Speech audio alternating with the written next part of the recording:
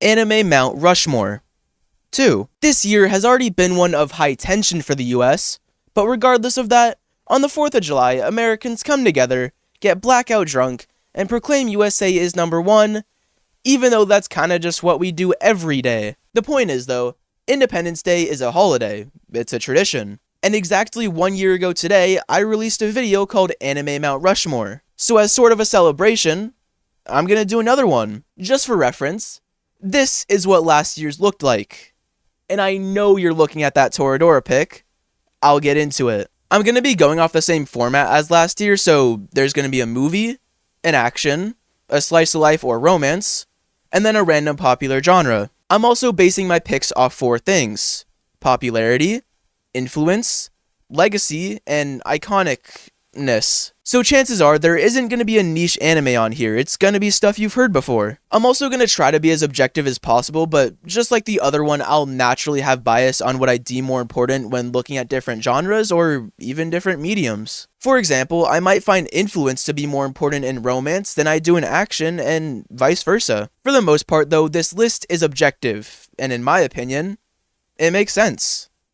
Shit, this video's already turning into a mess, so let's just get into it. A silent voice, you say? Your name, you say? Did I hear Demon Slayer Mugen Train arc? Never mind those.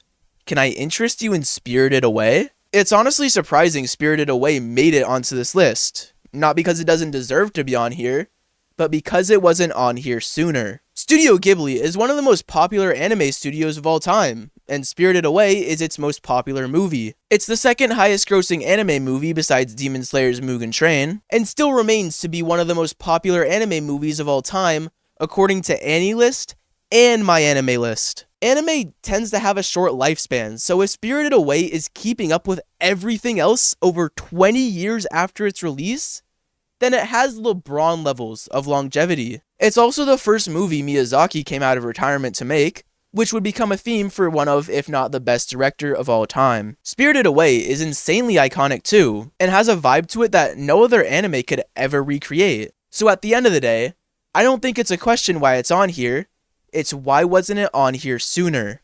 Anime fans are simple creatures.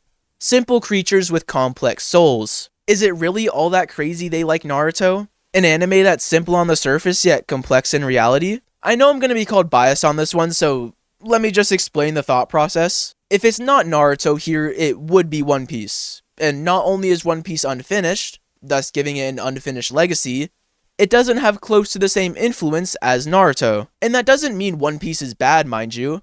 It just means it's not yet fit for this list. Naruto, on the other hand, might just be perfect for it. It's insanely popular, in fact it's one of the big 3, and is either the first, second, or third most popular shonen of all time. Its influence is heard throughout shonen, as almost every anime classified as an action has some sort of influence from Naruto. Its legacy has been admittingly shaky as of late, but that's not really the fault of Naruto and Naruto Shippuden, more the things, or rather people, surrounding it. Just like Spirited Away, it's got a vibe to it that hasn't been matched to this day. It's iconic beyond belief, and will always be one of the first shows brought up when discussing anime as a whole. In fact, it's the best anime I'm mentioning in this video. If you were to compare animes as if they were in a playoff bracket, no matter the anime it's paired up against, Naruto would win in 4. Before we move into our romance or slice of life section, I need to give some context on last year's entry, so you can understand this one. For that segment last year, I said it was only a slice of life edition, and unfortunately forgot to mention that it was also a romance entry as well. What I also failed to mention was what I was looking for in that section. For romance specifically, I was looking at influence the most, as a lot of romances tend to influence the ones following it. Toradora had the perfect mix of popularity, legacy, and iconicness, while also being probably the most influential romance anime of the 2000s, as it pioneered a strategy to make romantic relationships more interesting, which has been used by and refined by tons of anime since. With that in mind, you can now understand that I'm looking for something similar once again. And boy did I! Horimiya is a slice-of-life rom-com that also has an interconnected name, and it might just be Toradora's successor. It's immensely popular, pretty iconic, and its legacy is solidified and is currently held in high regard. Its cast is so good you can pretty much make a slice of life consisting of their interactions. In fact, that's exactly what The Missing Pieces is. All of these in one way or another are Toradora-esque, but what makes it the successor is its influence. For context, the strategy Toradora pioneered was to use these 4 ways to make a romantic relationship interesting in conjunction, while simultaneously building up the relationship to a breaking point. Horimiya's strategy is the exact same thing, while simultaneously changing its approach to the relationship as a whole, making it no longer a will they won't they situation, but simply into a when will they. Writing romance can be really hard, but Horimiya didn't just write it, it might have just pioneered a whole new strategy. Horimiya the anime is only 4 years old, so in reality, we're not going to find out if it's actually influential for a little bit. So this pick is more of a prediction. I think Horimiya will be the next insanely influential romance. You've heard it here first. And no, this pick isn't biased. What do you mean I have a video about Horimiya releasing soon? What are you talking about? Last anime Mount Rushmore, I had saved this spot for Sailor Moon, a magical girl shoujo anime. This time, I'll be saving it for a completely different genre. You may have noticed, but this decade so far has had its fair share of huge sports anime. They've technically been around forever, but only recently has there been multiple sports anime having a meteoric rise at the same time. If you couldn't already tell, this last spot will be a sports anime. This pick's actually a lot harder than you might think. If I were to look at influence on modern sports anime, it would easily be Kuroko no Basketball. If I were to look at popularity, it would currently be Blue Lock. If I were to look at quality itself, it would be Ping Pong the Animation. In the end, I chose the one that had a perfect arrangement of all the categories.